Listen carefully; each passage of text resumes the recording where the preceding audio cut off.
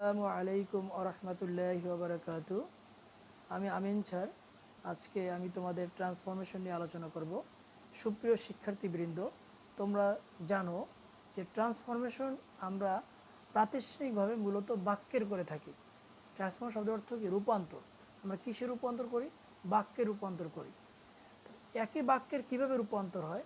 রূপান্তর হয় এর কারণ হচ্ছে বিভিন্ন দৃষ্টিকোণ থেকে বাক্যকে বিভিন্ন ভাগে ভাগ করা হয়েছে।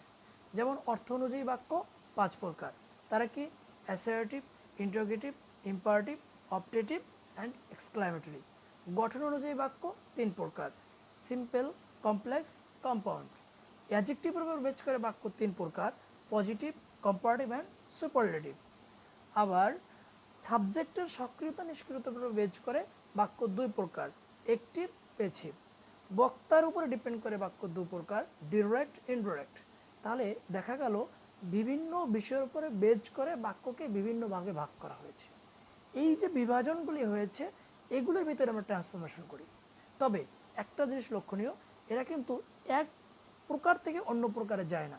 তারা কখনোই তাদের লিমিটকে ক্রস করে না। কীরকম? যেমন গঠন অনুযায়ী, যখন গঠন অনুযায়ী বাক্যের ভিতরে পরিবর্তন হবে, তখন গঠন অনুযায়ী বাক্যের ভিতরেই পরিবর্তন হবে, তখন সে অর্থ অনুযায়ীর ভিতরে যাবে না।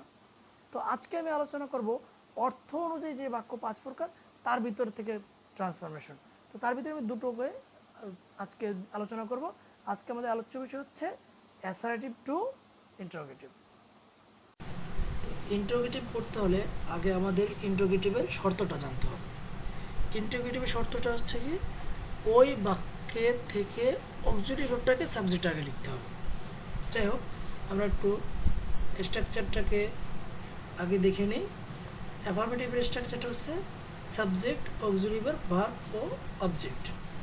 এটাকে ইন্টারোগেটিভ করতে হলে আমাকে কী করতে হবে? যে অক্সিলারি ভার্বটা এটাকে সাবজেক্টের আগে নিয়ে আসতে হবে। এটা হচ্ছে ইন্টারোগেটিভের 1 নম্বর শর্ত, যেটা ছাড়া একটা বাক্য কখনোই ইন্টারোগেটিভ হবে না।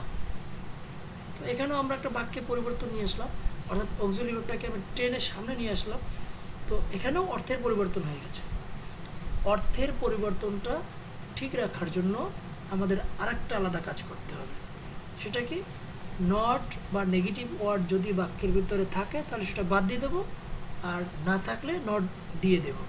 সেটা উল্টা, যেমন আছে বাদ দিয়ে দিলাম, নাই দিতে হবে। For example, a flower is a glowing gift of nature. Isn't a flower A glowing gift of nature?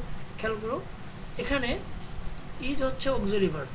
তো আমাকে যদি এই বাক্যটাকে ইন্টারোগেটিভ করতে হয়, আমরা কি করব? এই যে অক্সিলারি ভার্বটাকে সামনে নিয়ে আসবো। নিয়ে আসলাম। এবার আমাদের কাজ হচ্ছে এই বাক্যটার ভিতরে খুঁজে বের করা যে কোথাও কোনো নেগেটিভ বা নট আছে কিনা। কিন্তু এই বাক্যটার ভিতরে কোথাও নেগেটিভ বা নট শব্দটা নাই। সুতরাং আমরা কি করব? এই অক্সিলারি ভার্বের সাথে আবার একটা নটও দিয়ে দেবো, এবং নিশ্চয়ই নটটা সংক্ষেপ রূপে দেবো। এটা আমি নেগেটিভও ব্যাখ্যা করেছি, এখানেও একটা স্লাইড দেখাবো তোমাদের, অসুবিধা নেই। আরেকটা এক্সাম্পল খেয়াল করি। A flower is not a glowing gift of nature. এখানে লক্ষ্য করো, এখানে ইজ অক্সিলারি ভার্ব, সুতরাং ইজটাকে আমরা সামনে নিয়ে আসবো ইন্ডিকেটিভ করার জন্য। এবার খুঁজবো বাক্যের ভিতরে নট আছে কিনা। যেহেতু বাক্যের ভিতরে নট আছে, তাহলে আমরা কী করবো? নটটাকে বাদ দিয়ে দেবো। আর যদি নট না থাকতো তাহলে আমরা নট দিতাম। আরেকটা এক্সাম্পল, বুক কন্টেইন নোবেল থটস। বুকস। এবার লক্ষ্য করো, এই বাক্যের ভিতর কোথাও অক্সিলারি ভার্ব আছে কিনা। এই বাক্যে কোথাও অক্সিলারি ভার্ব নাই, কিন্তু অক্সিলারি ভার্ব ব্যতীত তো আমরা ইন্টারোগেটিভ করতে পারবো না। তাহলে আমরা কি করব? আমরা নেগেটিভও শিখে এসেছিলাম, যদি কোনোটাও বাক্যে অক্সিলারি ভার্ব না থাকে, সেই বাক্যটাকে নেগেটিভ কিংবা ইন্টারোগেটিভ করতে হলে আমাকে ডু ভার্বের সাহায্য নিতে হবে। এবং ডু কোন রূপে বসবে সেটা নির্ভর করবে ভার্বের উপরে, অর্থাৎ ভার্বটা কোন ফর্মে আছে। এখানে যেহেতু ভার্বটা প্রেজেন্ট ফর্মে আছে, সুতরাং আমরা ডু এর প্রেজেন্ট ফর্ম নিয়ে এসেছি, ডু। এবার আমরা লক্ষ্য করি বাক্যের ভিতরে কোনো নট আছে কিনা। এই বাক্যের ভিতরে কোনো নট বা নেগেটিভ ওয়ার্ড নাই, সুতরাং আমরা কি করব? এই অক্সিলারির সাথে একটা নট দিয়ে দেবো। তাহলে কি হবে? ডোন্ট, তারপর যা আছে তা শুধু লিখে দেব। Don't books contain noble thoughts. এবার যেটা বলেছিলাম যে নটটা আমরা কেন সংক্ষেপে লিখবো, এর কারণ হচ্ছে যদি নটটাকে আমরা ফুল ফর্মে লিখি তাহলে আমাকে একটা নিয়ম ফলো করতে হবে। সেটা হচ্ছে, সাবজেক্ট যদি নাউন হয় তাহলে নটটা লিখতে হবে আগে, আর সাবজেক্ট যদি প্রোনাউন হয় তাহলে নটটা লিখতে হবে পরে। তো এই ঝামেলাটা এড়ানোর জন্য আমাদের নট সংক্ষেপে লেখাটাই উত্তম। তবে সংক্ষেপে লিখলেও আবার 4টা ব্যতিক্রম আছে, সেটা আমাদের জেনে নেওয়া উচিত। সে 4টা কি? এম নটের সংক্ষেপ করলে কি হবে? এইন্ট অথবা আরেন্ট। উইল নট সংক্ষেপ করলে কি হবে? Won't. Shall not shan't. Can not can't. Okay, তাহলে এই 4টা ব্যতিক্রম, এই ব্যতিক্রম 4টা আমাদের মনে রাখতে হবে। তো তাহলে এই ঝামেলা এড়ানোর জন্য আবার কেউ চিন্তা করতে পারো যে আমরা তো ফুল ফর্মে লিখতে পারি, তবে না, এটাই আমাদের শিখে নেওয়া উচিত, কারণ ভবিষ্যতে তোমার এই সংক্ষেপণটাও জানা লাগবে। তো আগেই জেনে নিলাম এবং সুবিধাটা ভোগ করলাম, সেটাই উপকার, সেটাই আমি মনে করি সমীচীন হবে। এবার নেগেটিভের মতো ইন্ট্রোগেটিভও কিছু স্পেশাল ওয়ার্ড আছে যেগুলো বিশেষ অর্থ বহন করে। সেই বিশেষ অর্থগুলি ঠিক রাখার জন্য আমাকে বিশেষ শব্দগুলি ব্যবহার করতে হবে। যেমন কোনো বাক্যে যদি নেভার থাকে তাহলে আমরা এভার ব্যবহার করব, নাথিং থাকলে এনিথিং ব্যবহার করব, নো হোয়ার থাকলে এনিহোয়ার ব্যবহার করব। For example, they never went to Dhaka. লক্ষ্য করো এই বাক্যে কিন্তু নেভার আছে, তো যেহেতু নেভার আছে সুতরাং নেভার পরিবর্তে আমরা এভার দেবো। নট যেহেতু একটা নেভার যেহেতু নেগেটিভ শব্দ, তার প্রতি এভার দিয়েছি, সুতরাং এই বাক্যে আর নট দিতে হবে না, শুধু অক্সিলারি ভার্বটাকে সামনে নিতে হবে। কিন্তু লক্ষ্য করো এই বাক্যে কোনো অক্সিলারি ভার্ব নাই এবং ভার্বটা পাস্ট ফর্মে আছে, সুতরাং আমরা ডু এর কোন ফর্মে আসবো? Past form. তাহলে হবে did. Did the ever go to Dhaka. And example, I know nothing. Nothing, এই যে একটা নেগেটিভ শব্দ আছে, নাথিংটাকে আমরা করে দেবো কি এনিথিং, সুতরাং এই বাক্যে আলাদা নট দিতে হবে না। এবার শুধু কাজ হচ্ছে আমার অক্সিলারি ভার্বটাকে সামনে নিয়ে আসা। এখানে অক্সিলারি ভার্ব নাই এবং ভার্বটা প্রেজেন্ট ফর্মে আছে, সুতরাং আমরা ডু এরও প্রেজেন্ট ফর্ম নিয়ে আসছি, do I know anything about it.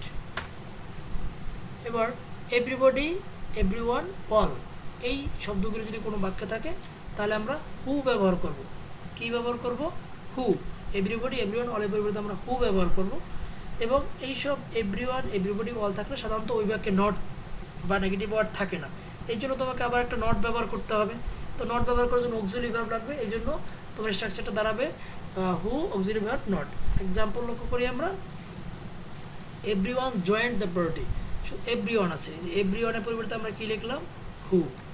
এবার দেখো এই বাক্যে কোনো নট নাই, তো যদি বাক্যে নট নাই তাহলে তোমাকে নট দিতে হবে, কারণ এটা তো আমরা ইন্টিগ্রেটিভের শর্তে আমরা পড়ে এসেছি। তো নট দেব, অক্সিলারি ভার্ব নাই। এখন তাহলে কি করব? আমরা ডু এর সাহায্য নেব। যেহেতু ভার্বটা পাস্ট ফর্মে আছে সুতরাং আমরা ডু এর পাস্ট ফর্ম নিয়ে আসবো। জয়েন্ট, সুতরাং আমরা নিয়ে আসলাম ডিড এবং তার সাথে নটটা সংক্ষেপ করে লিখে দিলাম। যেহেতু এটা V2 হয়েছে সুতরাং এই জয়েন্টটা V1 হয়ে যাবে। হু ডিডন্ট জয়েন দ্য পার্টি। এবার এভরির পরে লক্ষ্য করো, এভরির পরে যদি নাউনটা আলাদা থাকে, এভরির পরে যদি নাউনটা আলাদা থাকে তাহলে এই নাউনের কাজটা তোমাকে আগে করে নিতে হবে। সেটা কি? দেয়ার ইজ এনি প্লাস নাউনটা দিয়ে নিতে হবে। তারপরে এভরির বাকি নেমটা, এভরি নেম তো আমরা জানি হু অক্সিলারি ভার্ব নট। তো যদি নাউন আলাদা থাকে তাহলে আমরা কি করব? ইজ দেয়ার এনি প্লাস নাউনটা দিয়ে নেব। ফর এক্সাম্পল, উদাহরণস্বরূপ দেখো এটা, every man hates a lawyer. Every man hates a lawyer, যেখানে এভরির পরে ম্যানটা কি আলাদা আছে, নাউন, একটা নাউন আলাদা আছে, সুতরাং ম্যানের কাজটা আমাকে করে নিতে হবে ইজ দেয়ার এনি ম্যান, এটা করে নিলাম। এবার এভরি কাজ কি?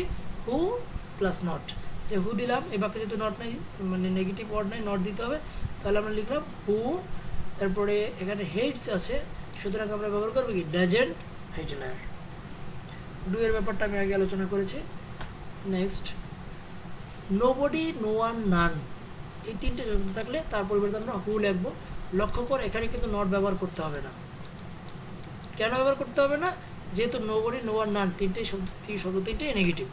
For example, nobody loves a lawyer.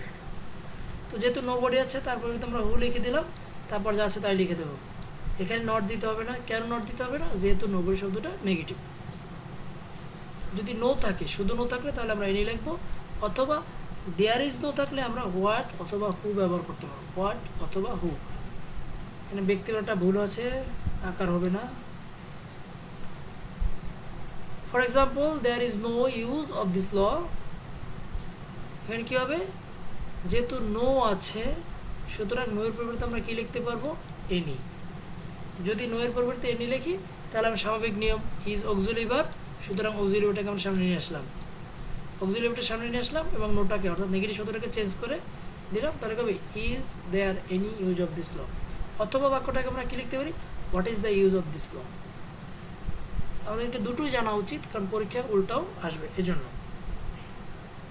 এখানে কিছু এক্সাম্পল আছে, তো সম্ভব হলে আমরা এক্সাম্পলগুলি করব, আর মূল বিষয়টা মাথায় রাখলেই চলবে। বেসিক বিষয়টা অলরেডি আলোচনা হয়ে গেছে, আরও কিছু নেক্সট পার্টে আমরা ব্যতিক্রম কিছু আলোচনা করব, যাতে একদম টার্সিয়ারি অর্থাৎ বিভিন্ন পরীক্ষা যাতে আমরা আরও ভালো করতে পারি।